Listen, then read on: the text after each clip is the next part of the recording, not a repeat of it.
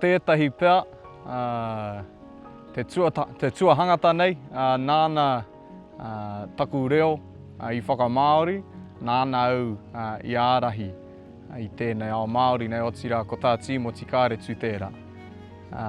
Kāre pia ia e mōhio, ka pēnei taku whakautu ki te pātaina. Heoi, he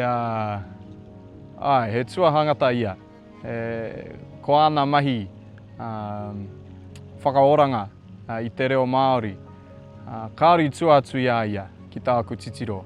Ki tāku titiro anō, ko ia te tino kai kōrero I te reo Māori, huri noa. Ko tētahi o ana kōrero, hari te mea I mea mai. Ki au, engari ko tētahi o ana kōrero I rongo ai au. Hari te mea kia kākahuria au ki te pounamu. Hari te mea kia tāngia taku kiri ki te moko e mōhio ai au, e Māori ahau. He miharo tonu tērā kōrero. I te mea, he toko maha mātau, ka kore e whakapono ki a mātau anō, he Māori ahau.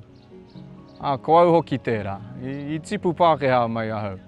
Koa te toto Māori e rere ana I roto I au. He Pākehā taku whakatipuranga mai. Engari he Māori tonu ahau. He Māori o Kutīpuna. I tēnei wā, he Māori te reo e rere ana I taku arero. Hari te mea kia whakaaturia tērā āhuatanga e mōhio ai koe, he Māori. Kāo, no roto tonu koe tērā āhuatanga.